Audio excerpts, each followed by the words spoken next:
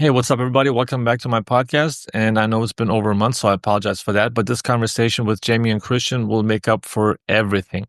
We had a really good conversation about his path from the States to Italy, taking Trieste, which was in second division last year, to first division this year. We talked about the struggles he went through early on, the learning curve he had to go through. We talked about leadership. We talked a lot about many different things. I think this conversation is very valuable. Jamion portrayed his art of communication. We talked about communication, obviously, because I also love this topic, but Jamion obviously is a very good communicator, and I think you will enjoy this conversation. We also had a segment with ProBallers.com, which is obviously my sponsor, and everybody in the basketball business should know ProBallers.com. Go visit there right now.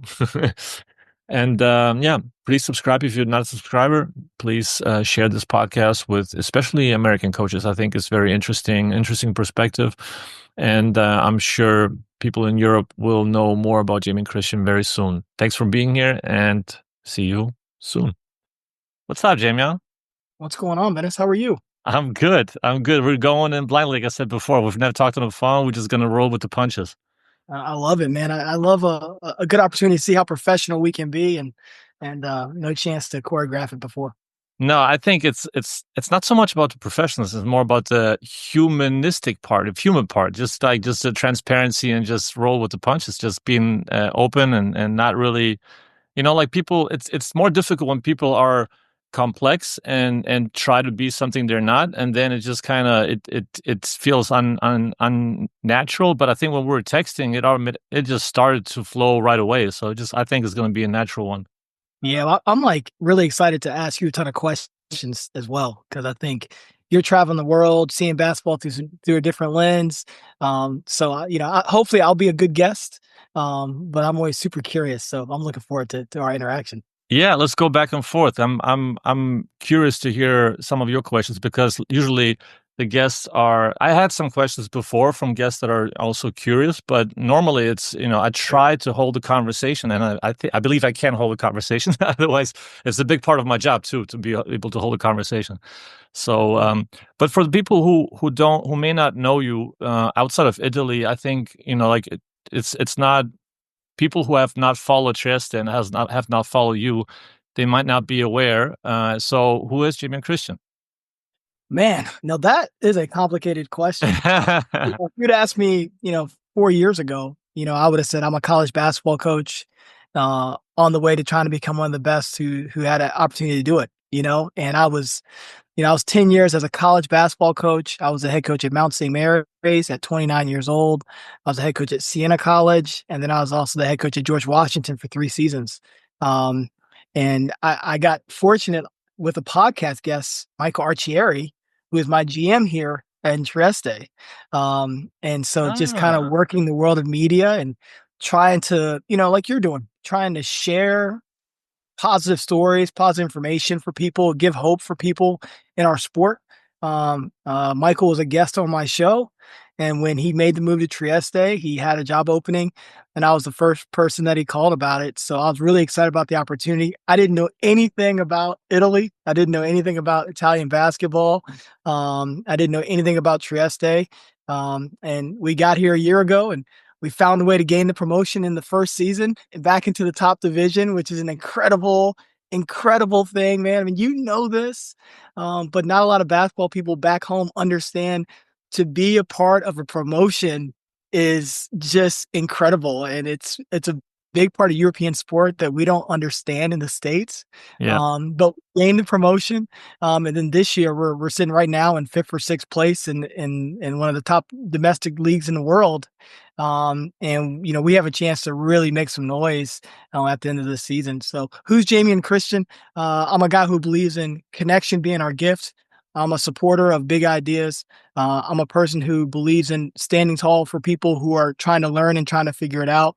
And I'm a person who I believe is a coach, and I love being a coach and coaching others. Yeah, there's so many things I want to hit on.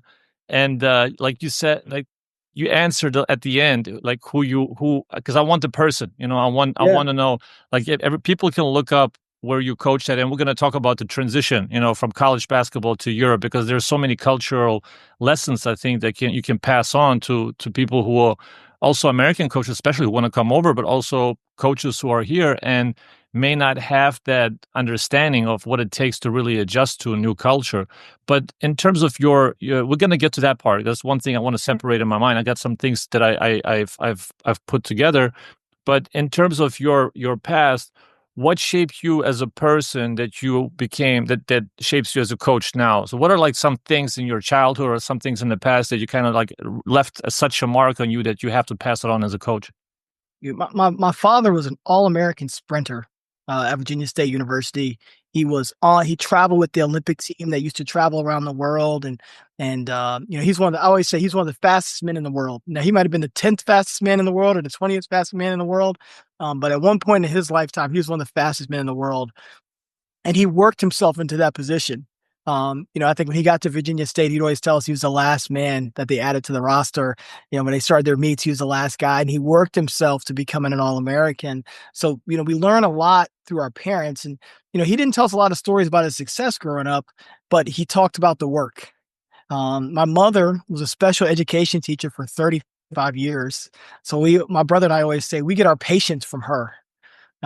She's got an incredible patience for wanting to watch people grow.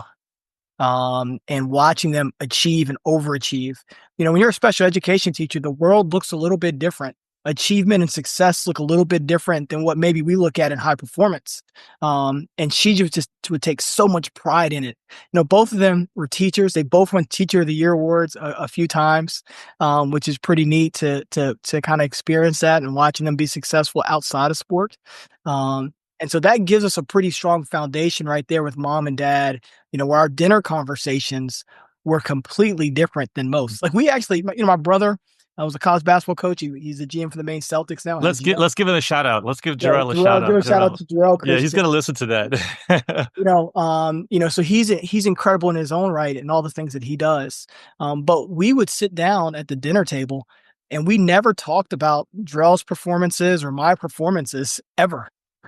I was Virginia High School Player of the Year, which is like the equivalent to being Mr. Basketball in the state of Virginia. And we never even had a conversation about it as a family.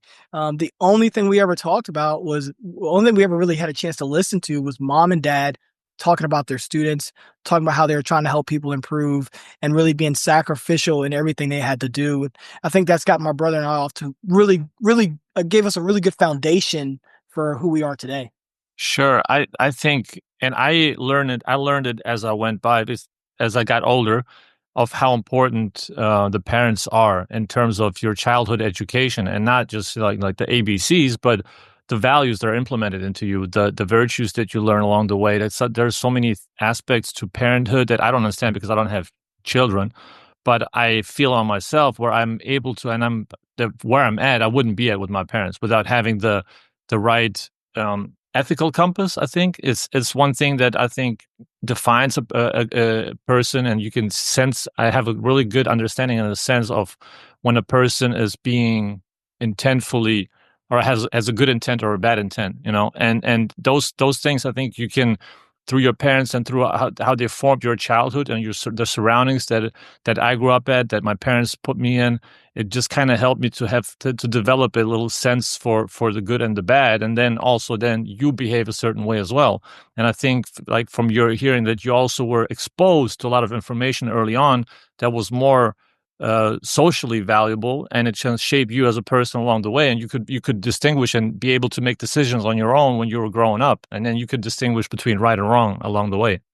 Yeah, it was. One thing that's very interesting is, and I always say my dad's like a pro. I mean, he's like a near pro. He's right there. What are guys that are near pros or pros? You talk about Steph Curry, Klay Thompson, like their fathers were pros. So Jameer Nelson, I coached his son, Jameer Nelson Jr. It's like, what are they teaching their kids, that I feel like I share in a commonality with? Number one, they really appreciate and understand the value of practice. Mm-hmm. Now, when I was working with young players, it'd be amazing how many times I communicate with their parents, and their parents wouldn't understand how important practice was. Mm-hmm. The parents would only be leaning on performance. And I think when you work with the very best in their kids, they talk about practice. They talk about practicing a certain way, practicing with a certain amount of intensity, practicing with a certain amount of intent. When I had Jameer Nelson's son, that's what Jameer, his dad is unbelievable. One of the best fathers I've ever interacted with, was incredible with just harping to Jameer Nelson Jr. about the importance of practicing and why you need to practice a certain way. I think number two, one of the things that the best teach their children is the importance of recovery, not just physically, but mentally after performance, good or bad. Really talking about those performances as learning opportunities and getting better at that. Because when you're the very best, you recognize that you're not always going to be playing at your best. It's sort of like, what can I be when I'm in my B or C moment? Can I rise to the height of that and then give myself an opportunity when the moment arises to be the very best? So I think the best teach their children those two things. And if I had to add a third, the best teach their children how important it is to be in that community and how to push that community forward, whether it's off the floor or on the floor, really talking more about, what your persona does inside the group.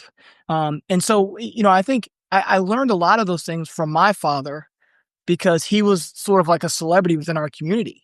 And so recognizing that people are going to always be watching you.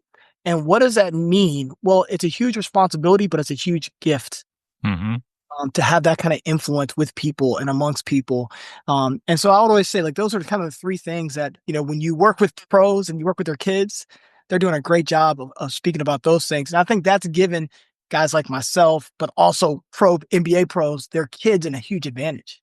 Yeah, I think that also, with that spotlight kind of thing, it also gives you a sense of how measured you have to be with your words. That a lot of things that you say may or may not be get used against you, but in a sense, like you said, it's a responsibility. So you really have to get the message across the way you really want them to know. Like, you want them to know what you're thinking and that it's coming from the right place. And when you're speaking out, whether it's in front of the team or it taught you at an early age to how to speak in front of people and how it's going to be interpreted, because the interpretation, I think, I'm very nerdy on communication. I think interpreting and the interpretation of the word and the intent is the key to every communication, to every conversation. Because, like, you want to get things across, but sometimes you have to think for the other person of how he's going to perceive that message. So you have to, according to you have to know, sometimes you have to know the background, you have to know the cultural ifs, do's and don'ts, so you just kind of have to hit it at the right spot, and you have to see if the person is really realizing what you're saying, if he's understanding and knows where you're actually coming from in whatever you call this, not parentheses, quotation marks. Quotations. Yeah. Yeah, it's funny you say that. When we were talking about the transition, that was one of the hardest parts for me. Was, and my team last year spoke mostly English. English is either second or third language. But the words that we use in English versus the words that they use in Italian are very different. I'm sort of lean more on softer skills, where this is a very aggressive language. Yeah.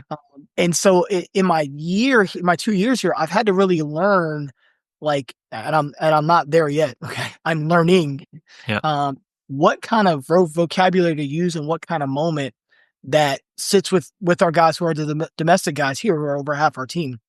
And also what that is saying to our fan base. We had like a major thing last year where, as Americans, we do the media and they ask questions and we really don't give you much information, like there's this wall that you kind of keep up with your media members. And that's just not acceptable here in Italy. Okay. So, I had to learn that through the course of the year, that it's okay to disagree with the media in front of the media. It's okay to be aggressive with your language and to be the expert in front of the group, where I think in America, they sort of assume you're the expert. Mm-hmm. So they're a little bit softer with their questioning and with some of their understanding, where here it's like, you got to prove that you're the expert and you've got to really hammer that down. I've got a great communication team that's worked with me to be better at that. But that was a big part of the transition, was communication, because I am a communicator. I love communicating. It's really something important to me. And so I'm still learning here how to communicate effectively for our fan base, for our management, and also for our team. Do you have an example from last year where it's like a typical rookie mistake that you would say some American coaches coming over would do? Yeah, so all right, we lose the game. Okay. And we lose the game. And I would say, hey, I thought we did some good stuff today. And, we're gonna we'll get on the film on Monday and we'll get better at those things. Okay. That the speaking with lack of emotion to an Hmm. Italian fan base makes them think you don't care. Yeah. Yeah. Where, we're taught as Americans almost to detach from our emotion. Yeah. Be composed. Yeah. Right, be composed. So I think we went through a large part of last year where the people thought I just didn't care. Where there's nothing you care about more. I mean, my family's halfway around the world, and I'm taking an opportunity to try to help promote a team and taking on a tough task. Winning is the only thing I care about. But I can, once I got a chance to learn the culture a little bit more, I recognize that like my passive communication wasn't hitting home, and Mhm. and I needed to be more aggressive. And I could say, they're expecting me to say what the problem is, and it's okay to say what the problem is. And again, be aggressive with that sort of terminology. And, I've tried to do a better job of it this year. And again, I'm still learning it because it's natural for us as Americans to sort of sit back, build that wall up. But, here that doesn't fly. So, Yeah. I need to be, we talked about communication is a two-way street. I've got to communicate effectively, not just for myself, but I've got to communicate effectively for our fan base because the message I'm sending out there is an important message, and I need to make sure it hits home.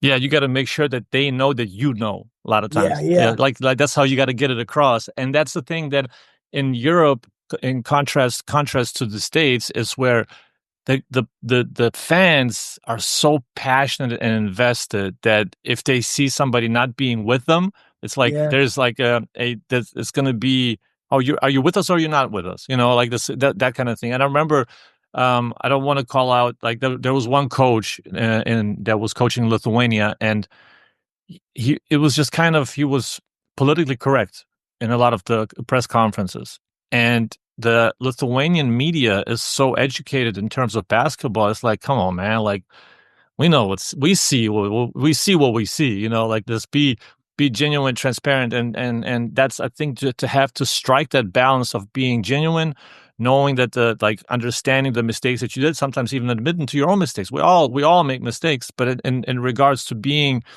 um yeah, just being open about your experiences that you made during that game, so that people say, like, okay, this guy is really, like, sincerely, he feels the what was going on, and he's with us, that's empathy, I guess. Yeah, I would always also remind them, I coached probably 280 games or something in college basketball, right? Now they don't know what college basketball is. Like they don't know the level that it kind of falls in because Yeah. university here is a completely different animal, right? Yeah. So they don't really know kind of where that fits in. Now, I don't know where that fits in on the hierarchy of basketball around the world, but it's a decently high level of basketball. When you're coaching against, I don't know, Tom Izzo, that's a pretty high level of basketball. For That's sure. a going against that's pretty good. So, they sort of would look at that like that experience. What does it matter? Does it matter? And it's like, I would remind them, like, guys, I've coached 280 games as a head coach. All right. Like, like I have a strong idea of what we need to do and how to get better. And the other guy who might have been coaching, here, second division, he might only have 30 games coaching. It's a huge advantage for me to have 280 games, even though the level, again, we don't know where that level sort of falls, but it's just having that experience of standing on that sideline, calling those timeouts, managing the huddle, managing, all the madness that comes with basketball. And so again, like kind of learning, like it's okay to say, hey, I have this much experience. I know exactly what I'm doing, or hey, I'm still learning this part of the game, like, Exactly. here in the top division, we have Croatian coaches, Serbian coaches, Greek coaches. I'm the only American coach still standing. Um, we have coaches from all around the world that have experiences, all over that are amazing coaches. So a big learning lesson for me is to learn, a Serbian style of coaching is one way, a Croatian style Yeah. of coaching is one way. Like every one of these countries has a way that they play basketball and a way that they believe basketball should be played. And so a big part of my learning curve is to learn how that countryman sees basketball being played.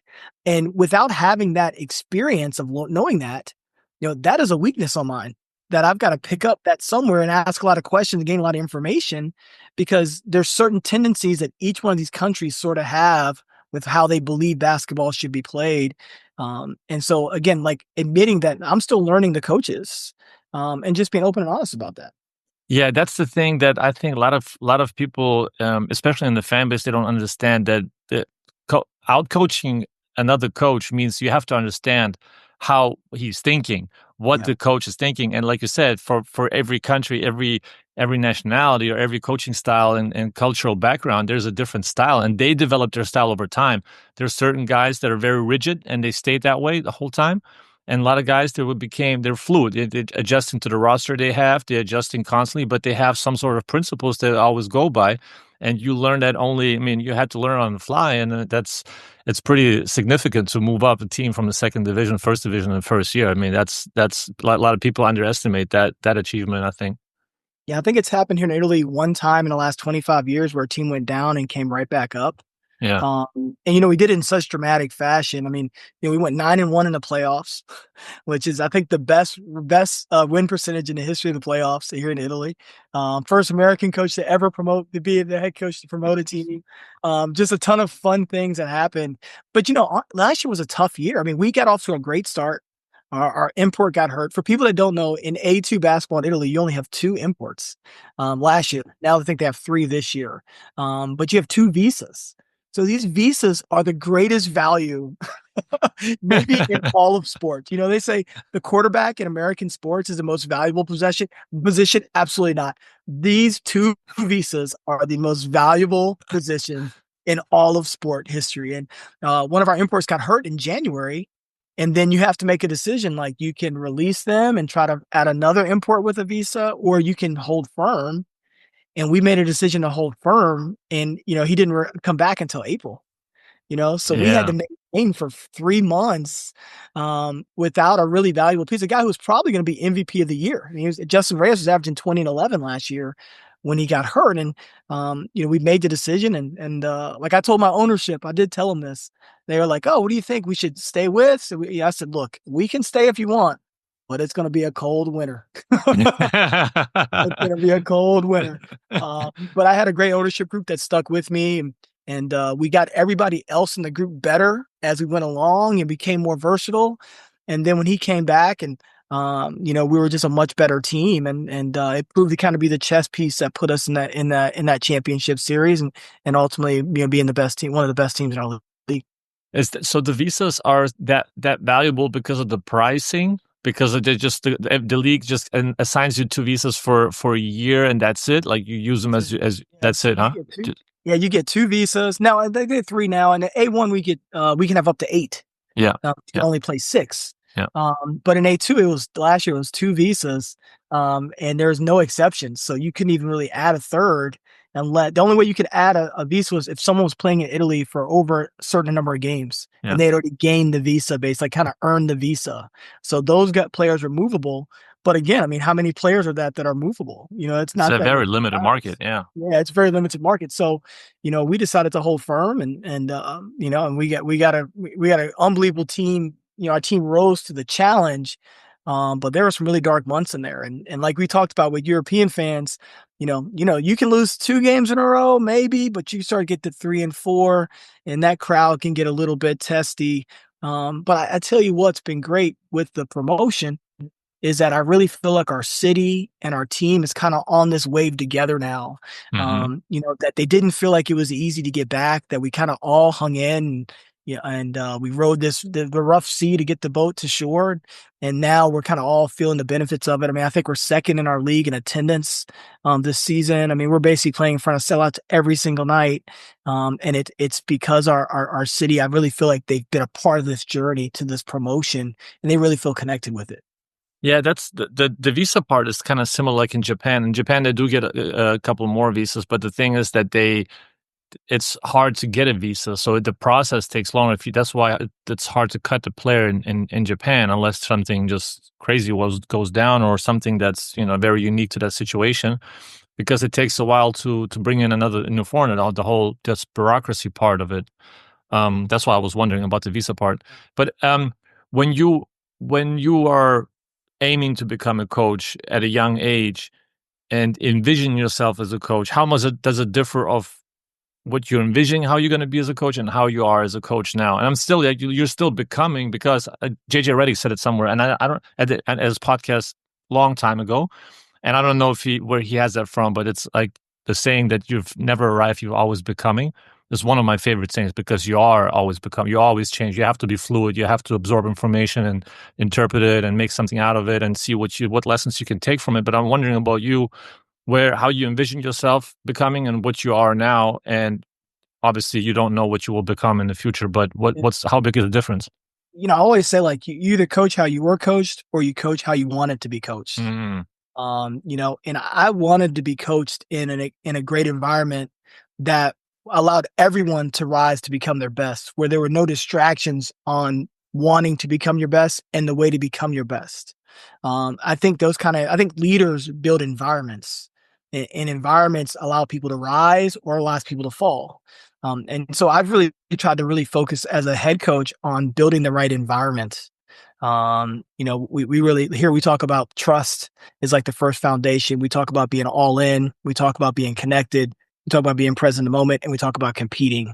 And those are like our 5 values. That we have one sign up. Americans love signs. We have one sign up in our locker room area, and that's the only sign.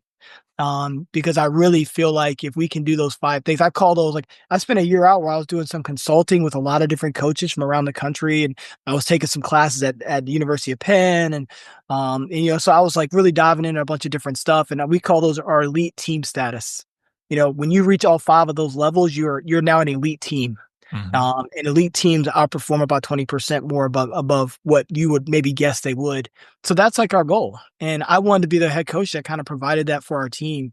Like, there's nothing better than coming into an environment where when you make a mistake, there's no emotion connected to the mistake. It's just about how can we fix the mistake. We talk a lot about, let's make sure that we can solve the answers inside the room. And I want to make it more about problem solving with the men in the room than about one person having all the answers. Now, it doesn't mean that I don't know how to beat the 2-3 zone.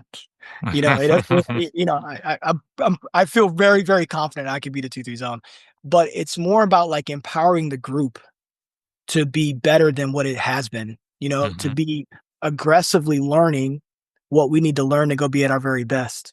By keeping everyone engaged in the learning, not necessarily the winning or the losing, but the learning. We're talking about, like, we're always evolving.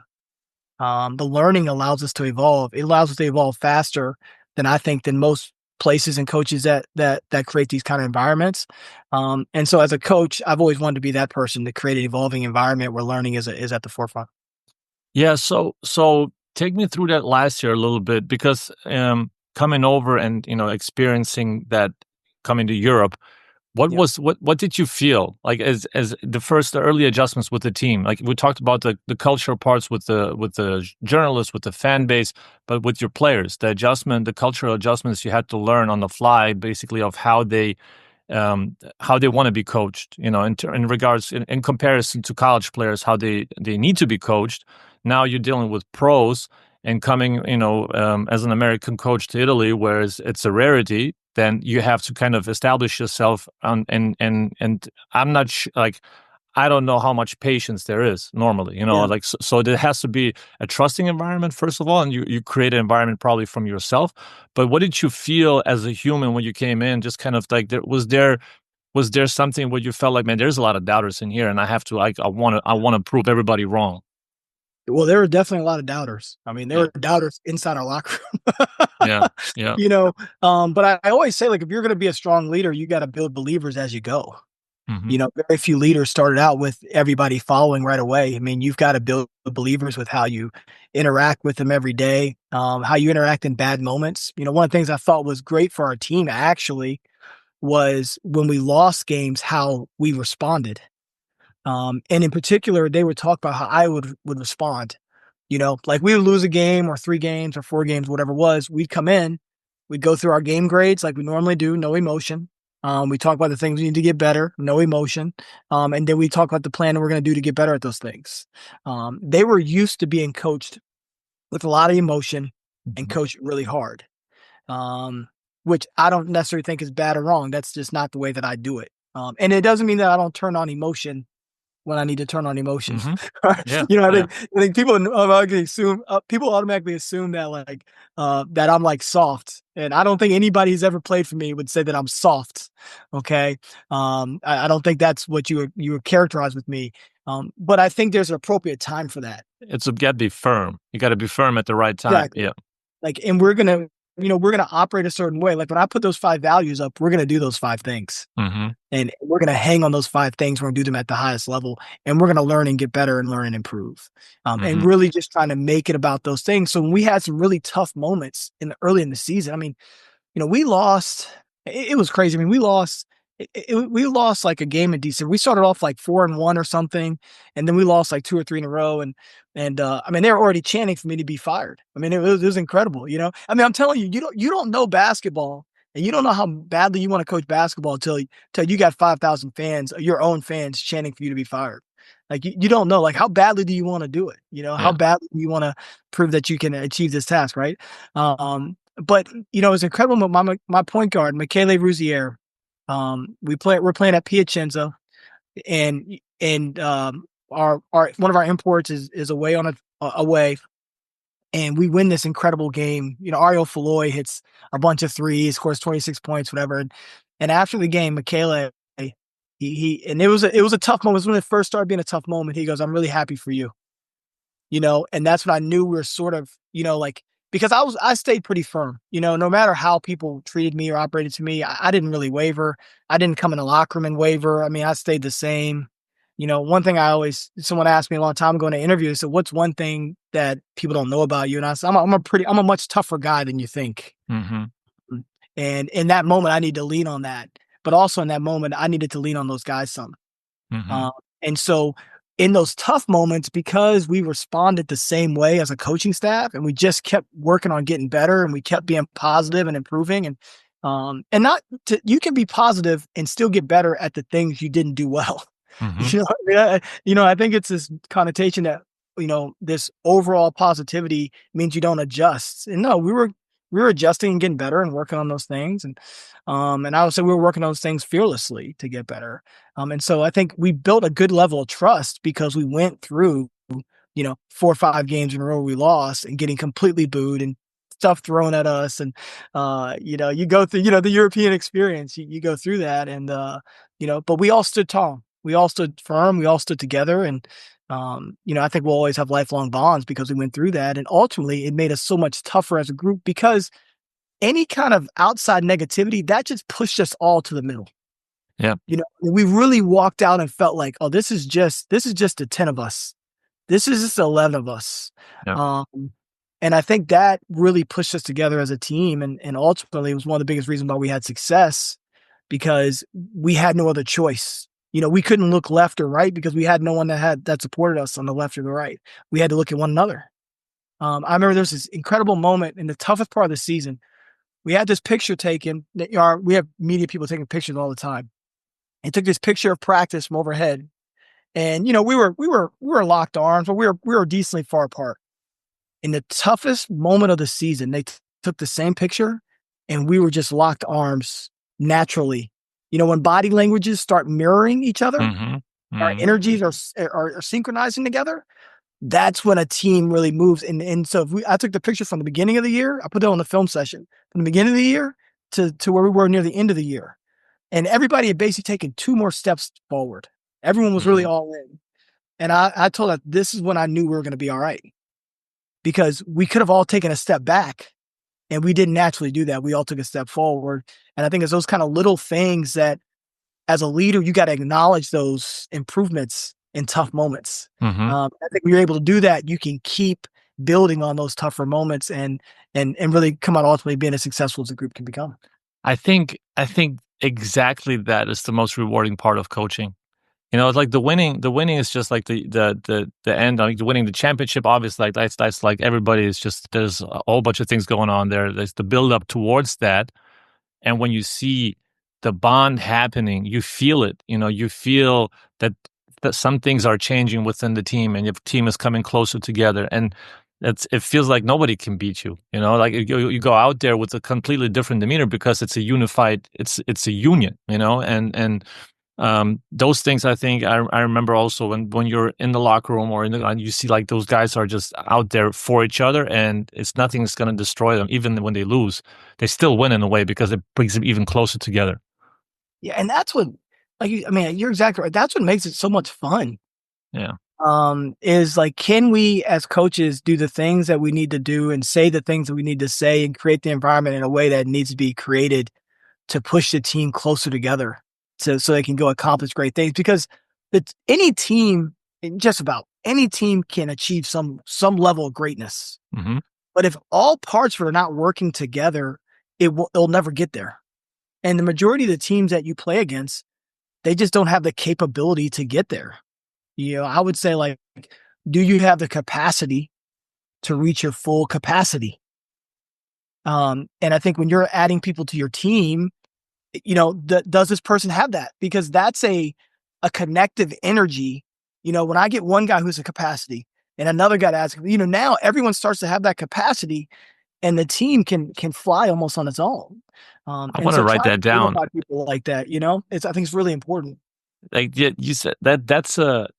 Do you have the capacity to reach your full capacity? That's a great quote. That's something that, because that's a next level thinking in terms of, you have to have the capacity, but then there's an extra capacity that you have to get to in order to reach your potential. And I think that you have to really think back a lot of times, be able to reflect on your own actions, be able to reflect on practices and analyze things. And then as you learn, because some guys are naturally talented, so they have like a never-ending capacity. Some guys, if they combine the learning process with the capacity that they have, it's just going to expand. You just got to be willing to do it. Like being able to go through the grind.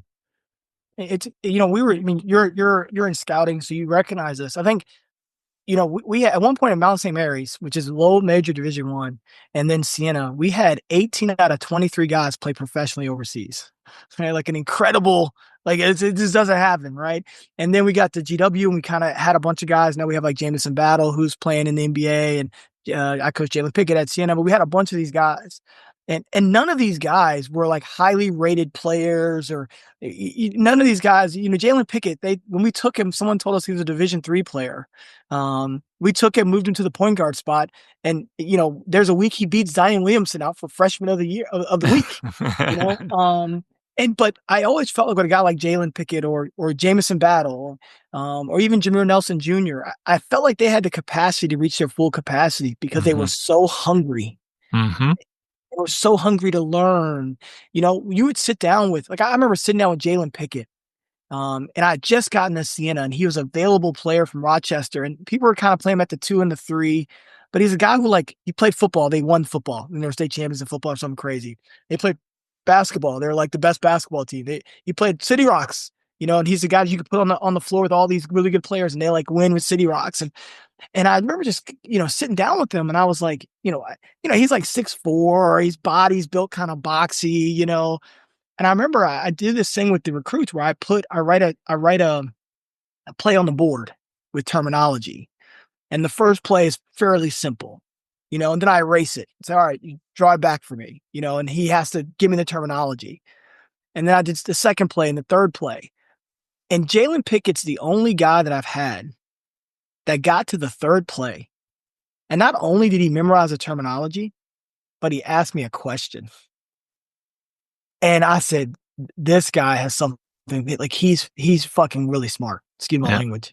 Yeah. Because no one ever asked the question.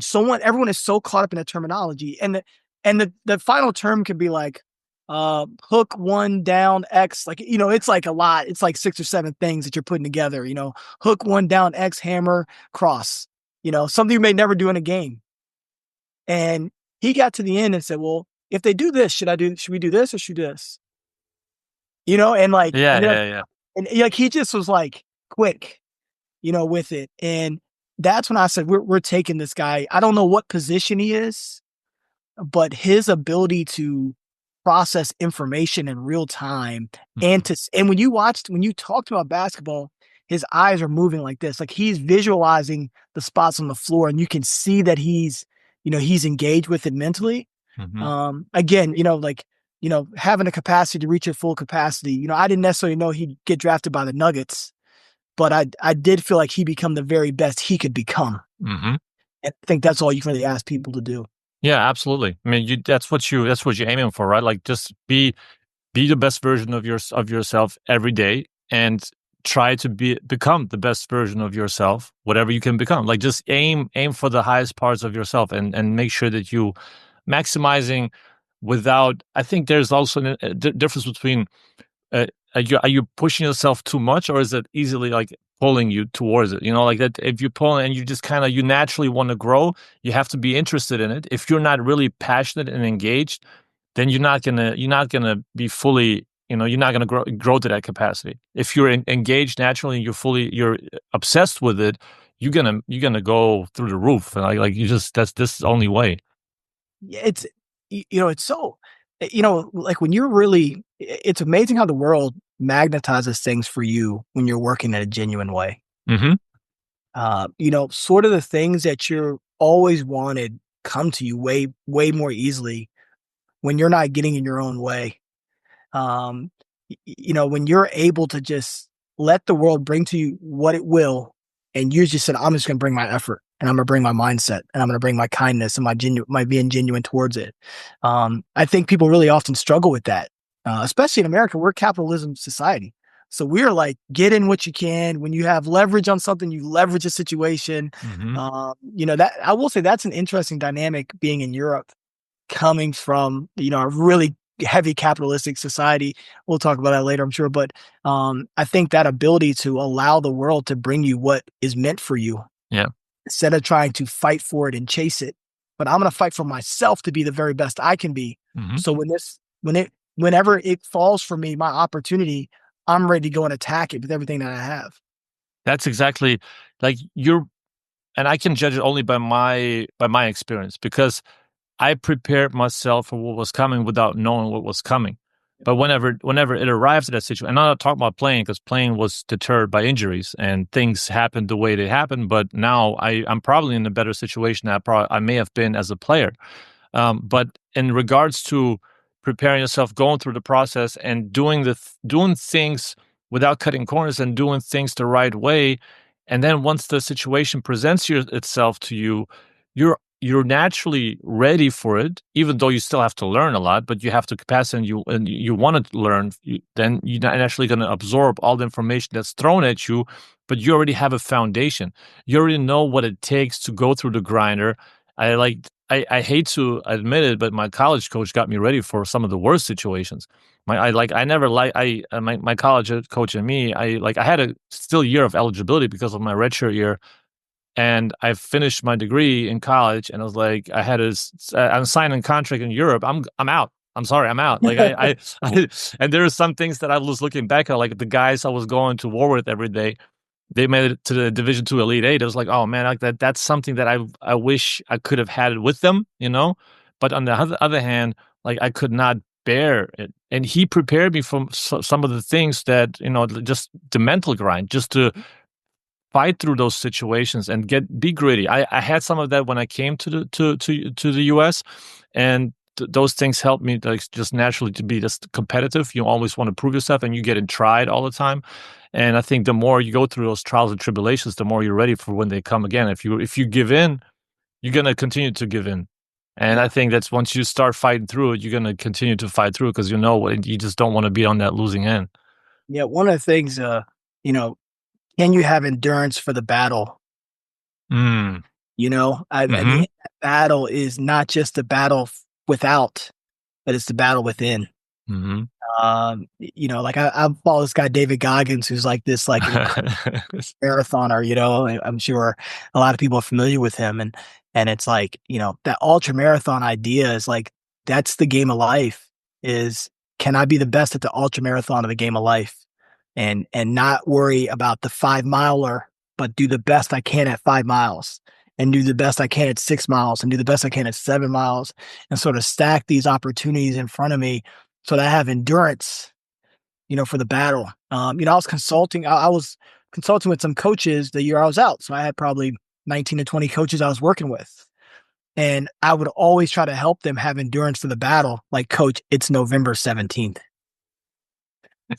You've got 25 games left. Have endurance for the battle, have endurance for the fight that's ahead, and prepare your team for that, because there is a final date to this season. And if you lose too many battles too early, I'm not talking about games, talking about the spirit of your warriors. We have a tremendous responsibility that we got to win the battle of spirit every single day. And if you can win the battle of spirit every single day, and at some point that spirit takes off and it gives you wings. But if you keep clipping the spirit, then you don't have any wings when you need them. And it sounds like your college coach is preparing you all for the endurance of the battle. And sometimes as players, we get a little bit lost because we want it all right now. And it's coming for us. We just got to stay with it. Yeah, I mean, there was some other dirty stuff that I want to get into, but I'm gonna share my screen with you because I want to give out. Do you know ProBallers.com? I do know it. Yeah, they're a sponsor of this podcast. So I'm gonna. Do you see my screen? Absolutely. All right. So I'm gonna go in and type in your team. And the thing is, the last game, I just wanted to give a short analysis of box score. What you're looking at as a coach after the game when you look at the stats, and you guys beat Treviso. So what's the thing that you follow, that like the first three things that you look at when you're analyzing the game, like right after the heat of the battle? All right. So the first thing I'm looking at is our rebounds. And I used to, what's interesting, I used to be a non-rebounder. I used to be we used to send everybody back after every shot went up. I didn't care about rebounding at all. We were going to shoot 50% of our shots from three. We're going to win that kind of game. And then my year out, I just discovered a couple other tactics, and I was like, we have to rebound the ball. And I just love the physicality of it. So, we out rebounded them 43 to 36. So number one, that level of physicality for me is very important. We got, I think we had 11 offensive rebounds, like they had 10. Something about our team, we get 36% of our misses back. I thought we could be the first team in the history of the world to get 40% of our misses back and to shoot 40% from three. Okay. We were right there, but I don't know if we're going to get there. We've been right there all season because we're shooting such a high percentage from three. But if you can shoot 40% from three and get 40% of your misses back, again, I thought we'd be the first team in the history of the world to go 40 for 40. So I'm looking at the rebounds, number one. Number two, I'm looking at our assists. The quality of our assists really generate the quality of our shooting opportunities. We talk a lot about paint touches being the most important thing for us offensively and limiting their paint touches. So I'm looking at those two things first and foremost. I actually never look at the points. I look at the rebounds and the assists. The rebounds speak to our physicality. The assists speak to the way that we move the ball. And then I usually start looking at the plus minus, to see who was really effective for us and who was not effective for them. Really? I try to convince me why the plus minus is. I'm not completely bought into that. There's some people who are not bought into it. My high school coach was doing plus minus for us in high school. So I grew up with this idea of there's certain lineups and rotations that sort of work well. I will say this, I'm a big data guy, but I don't believe data should make the decision for you. Which I think some people want to just kind of push the decision-making off to the data. For me, it's like, all right, we're plus minus with Markel Brown on the floor. He obviously was 14. We actually played this game with only one real point guard. So Markel had to play some point guard for us. He is not a point guard. He usually plays like an off-ball scorer, but because of our rotations in this game, he had to play some. So what I'll do with that plus 14 is I'll go back and look at what he was when he was at the point guard spot to see did we get a plus 6 or whatever that was, because that's going to be curious for us if we have injuries down the road. And see, hey, can we maybe play with that lineup a little bit with certain people on the floor? But for me, plus minus is very big over a season in particular. I think there's also things you'll see. There'll be certain guys that play better versus certain types of teams. So if you have we would kind of break them up into 10 kind of teams. You have like a power team that has two forwards, two centers. They play really physical. So maybe like the Portland Trailblazers, right? There'll be certain guys that play better against that. So if we can get enough kind of teams and games in that area, we could say, all right, in this rotation, we need to play this guy a little bit more. He's had a lot of success versus this. If it's a team that plays 4 guards, well, maybe our big guys struggled more. I mean, it kind of makes sense, but sometimes the big plays better against the smalls because you get the offensive rebounds. So what I say is just get all the data and kind of put the teams in these kind of categories, these boxes, and that allows us to kind of put the lineups where we need to. And then additionally, when we talk about the lineup data, the plus minus is gives you pretty good indication in the lineup data at the end of this, which is not on this box score. But I'm always kind of just watching that to see so those are things I go to first. Yeah, it's like the plus minus kind of, I use it to confirm or disconfirm my feel for a situation that a player, maybe he was good in that particular lineup against this particular lineup, and then there's some, you got to feel that he was contributing in a major way, or just really was a big minus. I think that minus stands out more than the plus, because if you're winning, everybody looks good, kind of thing. There's if you look at Canducci for us, one of my favorite players of all time. Canducci's a 6'11" stretch 5. Yeah. 5 points plus 10 in the plus minus, 10 minutes played. Sometimes it tells us we're playing a guy the perfect amount of times versus the perfect lineups. So sometimes with him, we'll say if you sub in this guy, he's going to play. So we're looking for that. So that tells us we were right about that decision, because we got maximum minutes from him and maximum output for him. Also, I think with the plus minus, you can start to notice if I'm playing a guy too many minutes, when there's diminishing returns on maybe a little bit of fatigue or something like that. But again, I think all the data for me, the analytical data for me, again, I've grown up with this as you have. I'm not letting it make a decision for me, but I am looking at it as a part of the decision. And just like if you have a guy who's always negative in the plus minus, no matter what lineup you try, you start picking different lineups, start playing different guys, then, maybe he just is not a good system fit for what you're trying to do. And that also gives you that kind of information. But I know people are hot and cold on plus minus, but it's been a pretty good indicator for me, just, in my lifetime. Yeah, that's a good one. So did I convince you? Did I convince you on the plus minus, or you're still? I mean, like that part with Canducci was interesting, because that the particular thing that you prepare for, particularly for this team and in this against a certain matchup, that I can see that you want to confirm your decision, and you kind of look back at something that you want to base your decision on. That's one thing. I'm sure that's a good one. About coaching going on, there's this Ali Abdaal YouTube course. Have you heard of Ali Abdaal? I've heard of him through Chris Williamson, who's my favorite podcaster, Modern Wisdom. Have you heard of him? Yeah, of course. Yeah, Modern Wisdom. I listen to him every day. So he had Ali Abdaal on his show a couple times, and he was talking about the importance of teaching people who are 3 steps behind of where you are, because when you are 10 steps ahead, it's sometimes difficult to remember what challenges that people who are 10 steps ahead behind you deal with. Do you remember your first difficulties that you had to go through when you started off coaching? I think every level provides you with a different level of difficulty. I remember, and there's been a lot of difficulties, kind of working through that. I've had really good teachers along the way when I was 3 steps behind that taught me. I think I'm thinking back to like my first job at Emory and Henry College, Division III. I played Division I basketball. I didn't really understand Division III. I was kind of learning it. And I think one of the first challenges was, I was a player who played above the level where I was coaching, but they had this great respect for how I played. And I had to figure out how to communicate for them to rise, to that, to the things that we were doing, the way that we were thinking at that level. That was, it's funny, I would say it was challenging, but that was kind of the fun part. Yeah.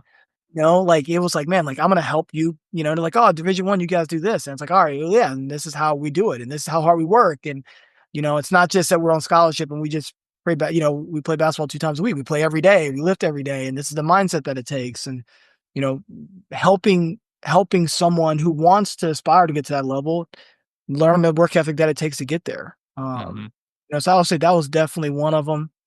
Another one was when I was at VCU, my first day on the job, Shaka Smart calls me into his office and he says, I need you to do two things for us, Jay. He said, Jay, I need you to do two things for us.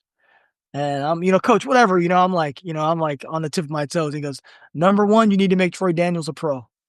All right. All right, coach, whatever we got to do. Number two, we got to score in Richmond because I was overseeing the offense. All right, I could do that. And so I took the first mission was Troy, and Troy had made 18 threes in his career at that time as a rising junior, and I'm like, I don't know how to make a guy pro. You know what I mean? Like I wasn't a pro, I hadn't coached any pros at that point.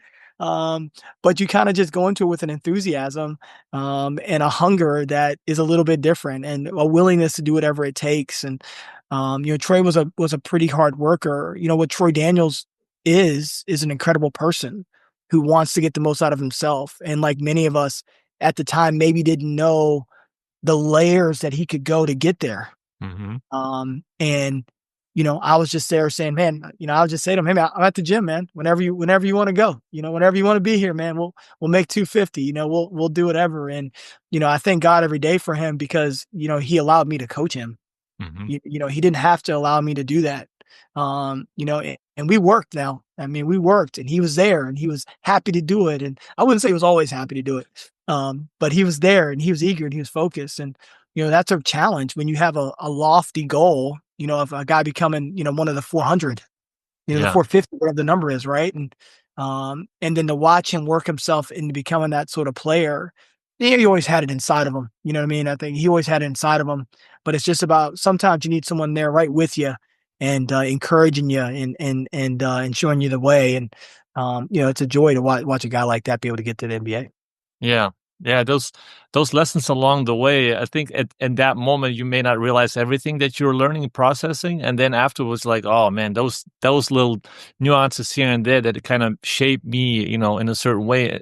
Because when other situations arise, you already have something already to come back to. If you don't go through the process, if you don't go through certain adversity and certain difficulties, whether it's coaching a guy that needs to become a pro and you never done it before, but then along the way you pick up things that you can use here and there, tidbits of it that were just kind of helpful in the process.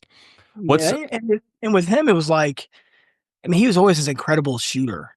It's just more about like the mental side of it, of like how do you handle misses? I mean, it's like. You miss one, so now you miss two because you missed one because you're still hanging on to the one. And it's like mentally, how can we get off of the miss? So we tried like a disassociation tactic where every time he would miss, I'd say, what is the thing that made you the happiest and makes you smile when you think about it? And he would say Beyonce at the time. He's married now, so maybe he probably doesn't want me to say it, but Beyonce, right? And so I said, every time you miss, you have to say Beyonce. Just to disassociate with the miss into something that makes you happy, that makes you something you appreciate, whatever it is. It can be anything. People listening, it doesn't have to be the greatest pop star of all time. No, it's gonna be Beyonce for me too now.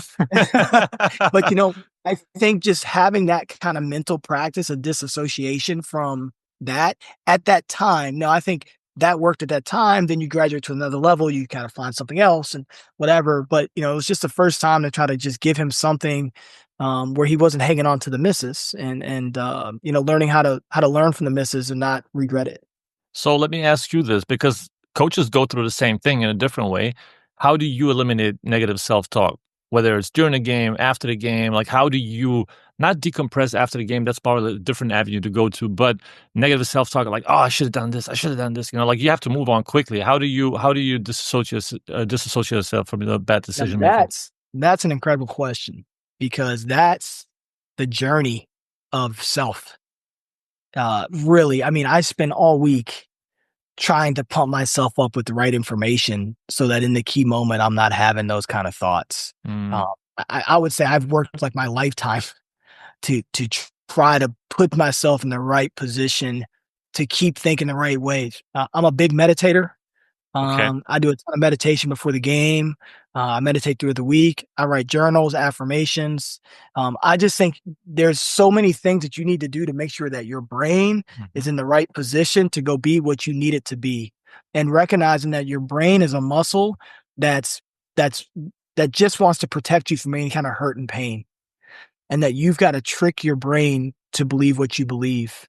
And you've got to really, you've got to hammer yourself with that. I use a couple techniques. Number one, like you see in the game, snapping. I try to snap myself out of any kind of negative thought. Every now and then, I talk about visualizing a reset button Mhm. on my hand and literally pressing the reset button, Mhm. and just trying to, before the game, I always ask God for three things. I ask him to allow me to be what these men need me to be, to say what needs to be said, and to do what needs to be done. So during the game, I'm trying to stay in the moment of service to the men, to those who are out there performing their blood and sweating out there and giving everything they have. Um, I feel like when I get into my own self doubt, I'm thinking about myself. Mhm. And so if I'm serving the men, then it's really hard to think about myself and making that mistake. If I make a mistake, snap myself out of it. I gotta go. It's not even about making up for it, right? It's not even about making up for it. I just need to stack good decisions together along the way. Mhm. Um, but it's a good question because I think not enough people think about that. They don't think about, and I think when people slide over that chair, this is what they struggle the most with. It's not about, whether or not we should go four low underneath out of bounds or run hook one in the half court. People think it's all that.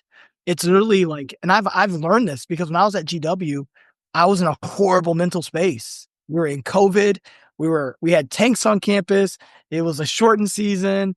There's all this pressure to win, and all these factors were dealing with all these things against winning and putting you in a Mhm. position to do that. So I was in just such a horrible place. Up until that point in my career, I've been unbelievable with my self-talk and my discipline. And then I got there and the world sort of changed. Well, And you're in the epicenter of every like that oh, was like it was awful. And it just kind of flipped me, and I couldn't really get back into rhythm Mhm. until it was too late. And so I spent that one of the things I did that year I was off when I was doing all the learning and doing all this stuff was like, I said, if I go back and do this, right? Number one, if I go back and do this, I'm going to do this better than I've ever done it. I'm going to do it the way that I want to do it. And I'm going to find happiness in the battle. And I'm Yep. going to find joy in the battle. Yep. And you can't find joy if you're fighting yourself. And then those 2 or 3 years I was at GW, I was fighting myself the whole time, trying to prove this or that or whatever. I'll say that I said, I've coached to wanna earn more. I've coached to wanna prove myself. I've coached to wanna stay alive, and now I'm coaching because I wanna coach. Yeah. And there's nothing better than that because there's nothing that can happen outside the floor or whatever that's gonna move me off. I'm coaching because I wanna coach. And if I didn't wanna coach, I wouldn't be in Italy coaching, across the ocean from where I'm comfortable. But having the tenacity to say, "I'm gonna go and do that, and I'm gonna go give myself an opportunity to go and do that," has really put me in the right place. And I'm telling you, you gotta work on it every day. You gotta tell yourself where you wanna go, how you're gonna get there, and you cannot let your self-talk control you, in a negative way. And I think it's something that's really underestimated and underappreciated. That's what Jocko Willing was. Have you seen this clip? Yeah, Good. of Yeah, course. that's one of my favorites. She's just Yeah, like, "Oh, mission got aborted. Good. Let's plan another one. Let's plan yeah, another. Let's make it better." Like everything that gets thrown at you, you just kind of like just twist it into a positive light, and just like we're gonna work through this. And I've gotten to a point where it's now I'm organizing this summit in Lithuania in July, be it summit.com if you guys want to just kind of I'm sneaking it in here. yeah. But I wasn't planning on it actually, but that's something that I've encountered some adversity along the way, and I'm like, good, yeah, that's awesome, great, let's do this, and then we're gonna do this instead. We're gonna do this with this person. Some things come along the way, and just kind of I think 10 years ago I would have been very nervous. I would have been, that's I think maturation process you have to go through to see it through a different light, like to see with the different lenses, because certain things is just like, this is not the end of the world. This is just another thing that we have to deal with. And if it's not that, it's going to be another thing. So let's do something that's going to be worthwhile doing, and it's going to be hard. And it's supposed to be hard because anybody could do it if it wasn't going to be hard. So I'm embracing it, and this is fun, and I want it to be hard actually for it to be rewarding at the end. It shouldn't be like shouldn't be losing my hair or like whatever. But in regards to, like, I want it to be hard and I want it to be challenging, because that's something that's going to make me grow along the ways, and I'm going to be coming out on the other side as a different person, different professional, different, just stronger and better at so many things. So those things, I think, like, people have to understand it's good. I think challenges are good, and in what way they come, it's everybody's lifestyle determines that. Yeah, when they were, last year when, they had a protest for me to be fired last year, where they didn't even come to the first half of the game. And look, when they came in, we're up by 20 at the half when they come in. Right? So, so we had all these incredible things happen last year. And we had protests and firings, and people were going, the passion of it, which I love. And I just remember telling myself when they were booing, walking off the floor, I've never said this to anybody, so maybe my wife knows this. I said, I'm gonna make all these motherfuckers stand and chant my name, and I was like, I can't wait to do that. And then when they did that, I didn't even care. You know what I mean? Like, I was like, they say your name before the game, and they were just like, boo me. And I would say, I'm gonna clap for my damn self. You know what I mean? I'm gonna clap for my damn self. And I was just like so into it. And then, and so like, then when they were, we won it and it was like a completely different feel, the joy was in completing the task. It wasn't even in any kind of retribution for, the things that were said before and how things operated. And actually for me, there was like a huge level of just like forgiveness, I had people coming up to me and saying, we're so sorry. I mean, and we've got an incredible relationship with our fans, like, you know what I mean? But just the level of forgiveness I had for that and the level of grace I had for it, because I didn't do it for that. Yeah. I did it for the challenge of the task. And I did it for those guys in that locker room. And exactly. And I'm really grateful actually for the adversity. Like you were saying, like, I'm grateful for that. Like, I felt like, man, like I had to really have tough skin to do that and to show that. And I think it makes for an incredible story. Yeah, exactly. Like, at the end of the day, we're all human beings. We all have like certain things that we have to go through. We get emotional and certain other things, and I can understand other people getting emotional at me. And I'm just like, okay, all right, we're gonna do this now, and then we're gonna move on, and then tomorrow we're gonna worry about different things. So let's get it over with and let's move on, because there's so many worse things in life that we don't have to deal with. So let's be realistic. So your answer to, can you be achieving without being self-abusing, is yes. Oh, absolutely. Okay. Absolutely. Yeah. But, I think I will say this. The very best know how to tap into different parts of their emotion in different moments. Mm-hmm. But the very best also know when to step out of that box. Mm-hmm. And so there might be a moment where you can be self-abusing. Let's go. You got to get this, whatever you say to yourself, but you don't stay in that moment. It's really learning, what do I need to be at my very best right now? And how can I recalibrate my system to get it right where I need to be at for optimal performance? But I would say that being painful to yourself for too long and for too often is completely detrimental to what you're trying to do. Because nothing, in my opinion, is achieved without a high level of joy. And that joy for whatever you're asking, whatever you're trying to do, is rarely ever achieved through negativity. I mean, it's like if you're putting bad gas in your gas tank, but you're expecting your car to go fast, it just doesn't work that way. Yeah. You got to put the very best gas in your gas tank for the car to go fast, and for it to run smoothly. So I definitely lean more on that positivity to yourself and kindness to yourself. Okay, I got one observation for you from Chris Williamson's podcast. He was reading it out, and I'm just like, I'm quoting him, reading it to Alex Hormozi in the podcast. So I'm generally being transparent here. This is not mine, but I want to see what you say to this, because it's kind of, you can correlate it to sports. That's why I kind of picked it. Heroes and villains all have the same backstory: pain. The difference is what they choose to do about it. Villain says, the world hurt me, I'll hurt it back. The hero says, the world hurt me, I'm not going to let it hurt anybody else. Heroes use pain. Villains are used by it. Mm. What's your analysis to that?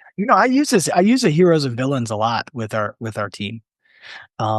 Actually, I use it a lot because I think the foundation of your emotion for your task is important to understand. Because whichever, if you're a villain, that pain means you hurt other people. When you're a player and you're hurting yourself, you're putting that bad gas in, that's how you're going to respond to others. And that's how you respond to yourself in really tough moments. So I talk a lot about heroes and villains and why I think the environment that we're creating is so important in a positive way and in a, how we talk to each other, how we work with each other is so that when those big moments arise, we rally together, that we don't point the finger, that we look at one another in a certain way. So I actually talk a lot about heroes and villains. I actually use a lot of characters like Superman or Batman with players for individual conversation and performance, right? Because I think that's important to, if you look at Superman who has very few weaknesses or whatever it is. So I kind of add that in there. I love using those characters. I think they are essential to help people and players understand where they're trying to get to and to understand that what you put in yourself is what you're going to get out of it mentally as well. So sorry, I missed a question because I just love the analogy, but give it to me one more time. It's not a question, but it's just more like the analysis of the sentence that pain is being used in different ways. It's just that because it's a what we talked about before, the negative self-talk, and it's just the pain that the villains and the heroes use in a different way. And villains are used by it, and heroes use pain in a different way. So what do you think about this little analogy here?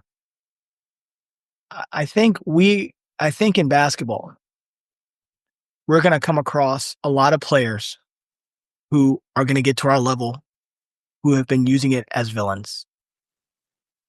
I think for them to become the best versions they can be, they have to become heroes with how they use it.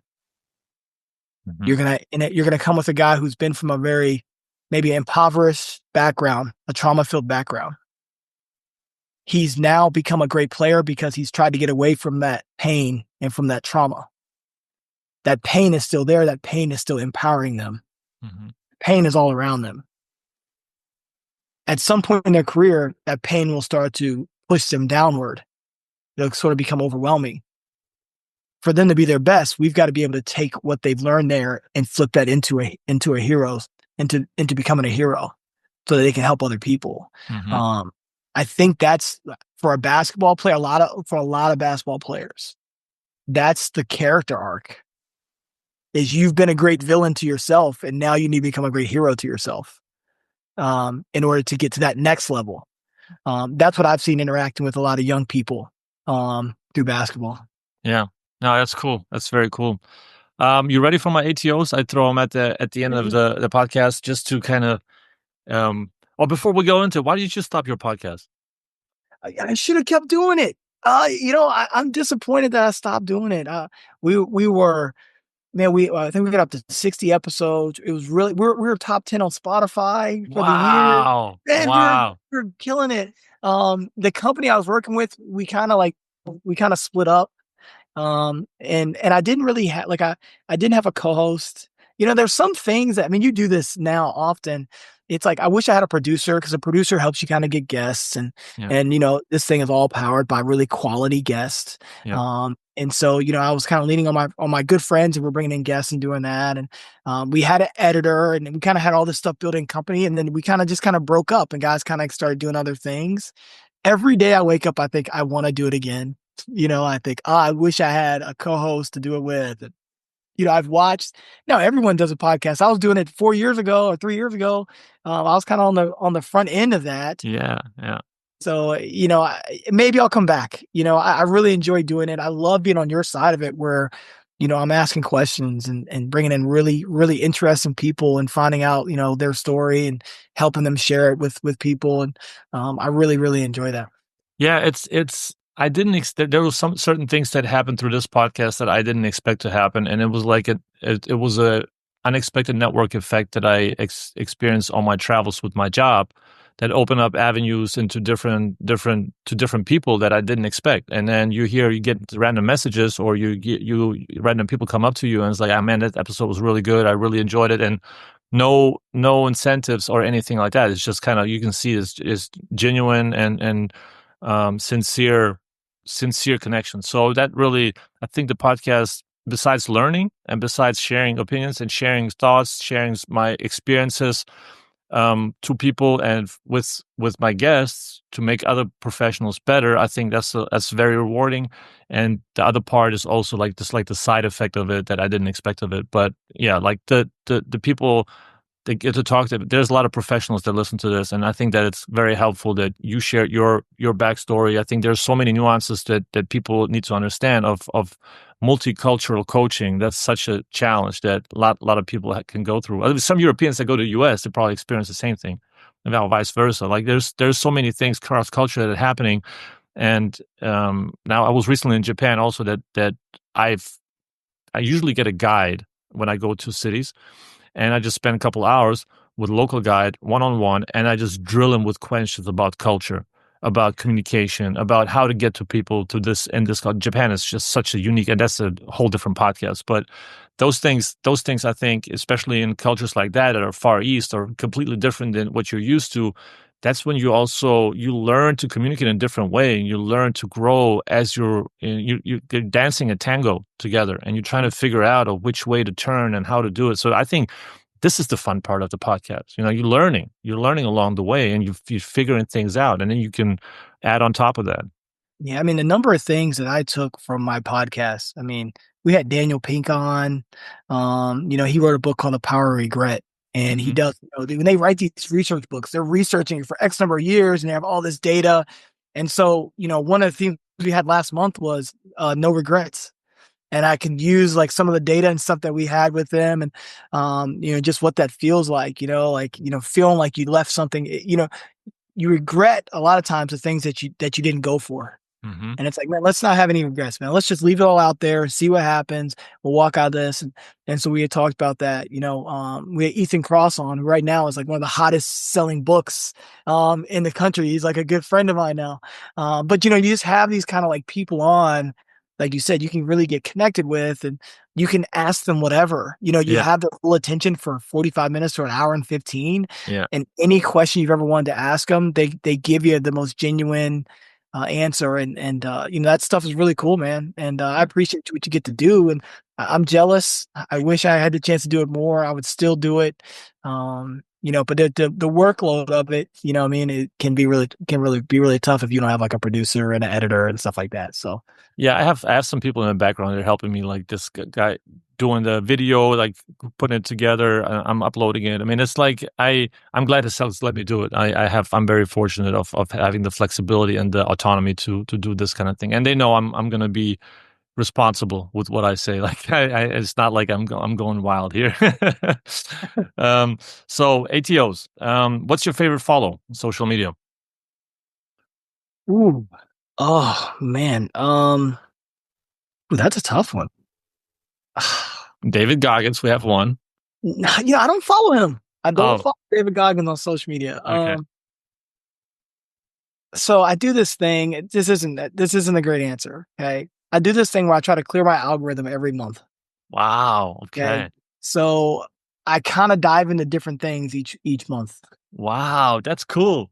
That's a cool answer. No, that's a cool answer. Yeah, it's a guy named Shalom Bloom, maybe SAHILBLOM. I've been following a lot of his stuff recently. He does some kind of creative graphics with different stuff. So I've just seen a bunch of his stuff kind of recently. But I kind of bounce around a little bit. Like I think like the one thing we can do with our social is that, we talked about our brain and like self-talk, but we can do that with our social. Yeah. The stuff that I kind of follow on my social kind of gives me the ability to be able to do that. So I'm kind of into his stuff right now, kind of looking through that and and then I listen to a lot of podcasts. So, outside of the Instagram stuff, it's more I think podcast stuff. Michael Yeah, I'm Gervais, glad. Michael Gervais on Yeah, he's been a consistent one since I think he started his podcast in 2014, yeah, 12 maybe. So follow his stuff really closely. yeah. That's good. No, it's that's the algorithm is a good thing. I'm glad mine is pretty healthy. I get motivational stuff every day that I just can't like. It's picked up and it's pretty clean, so I'm pretty happy about that. Not gonna erase it. It was hard to get to that point. Biggest pet peeve as a person. People that say what they want to do but then don't do it. Mm. Advice from older self to younger self.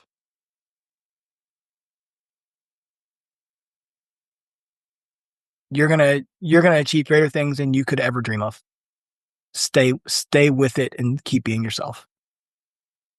Best worthwhile personal investment you've made. Mm.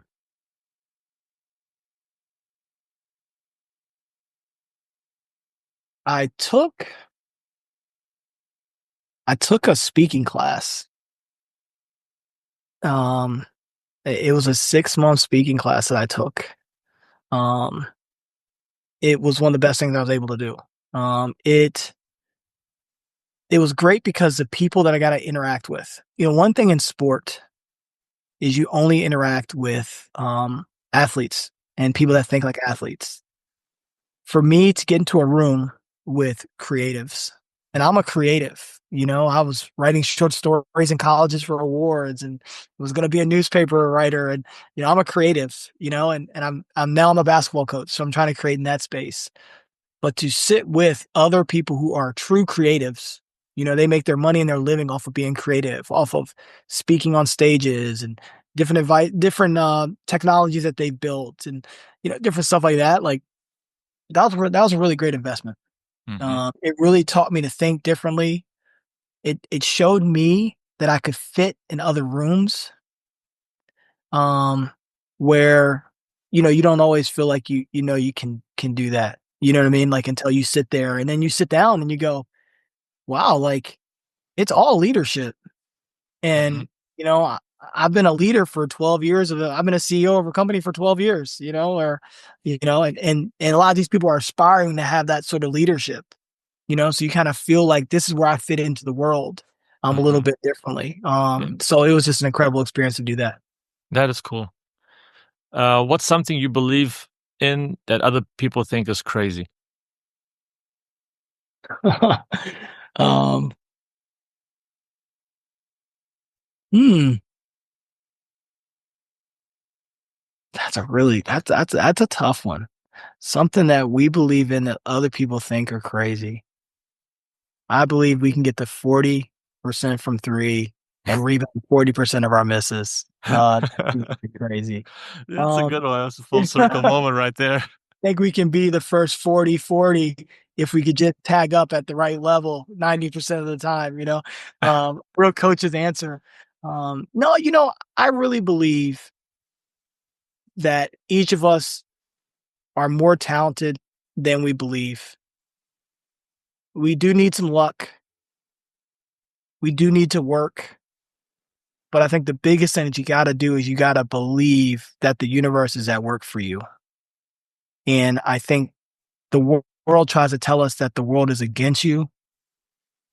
But I think you got to tell yourself that the world is here for you. And I think that sounds a bit crazy. Yeah, there is a lot of cynicism out there, and you just gotta you gotta fight that for sure. Yeah. Last question, Tim Ferriss question. I've been stealing today. I've been stealing from Modern Wisdom, Chris Williamson, Ali Abdal. So Tim Ferriss question. What's your favorite failure that you look back on? It was hard, but it's kind of your favorite failure because that's what you learned the most from. My first marriage. Okay. Uh, first marriage. Not a great husband. Not just not great. I mean, you marry young. You try to figure some things out along the way. I learned more about myself, good and bad, in those moments. Um, I would say number one would definitely be that. Just I mean, I think there's in marriage you learn compromise, and to fail in a marriage is to be a the decision to marry that person, and no matter how wonderful they are, that's a big decision. And maybe underestimating how big a decision that was, when you're planning on spending a lifetime with somebody. It sounds pretty simple. So, just I learned a ton there. And then I would also say, I got fired at GW. I call it a forced sabbatical, because when you're in education, they take sabbaticals all the time. So I was put on a forced sabbatical. And I learned there that, I walked into a situation, I'd basically rebuilt all these teams, Mount St. Mary's, Siena, and I walked into a situation thinking that I could rebuild that in the same way that I rebuilt the other ones. And 32 months into it, they were like, no, this rebuild is over. And so just recognizing that, look, I say this all the time. I'm not Jesus. Okay. I'm not Jesus. I'm made in his image, but I'm not Jesus. And so sometimes some opportunities are bigger issues than what you think, and not everyone is going to be accepting of who you are and your messaging and how you want to be. And it's okay, but learning that kind of lesson and learning the warning signs before you walk into a situation like that, I learned that a ton, because the warning signs were all there. You sort of have a level of arrogance that you're going to be able to correct some things.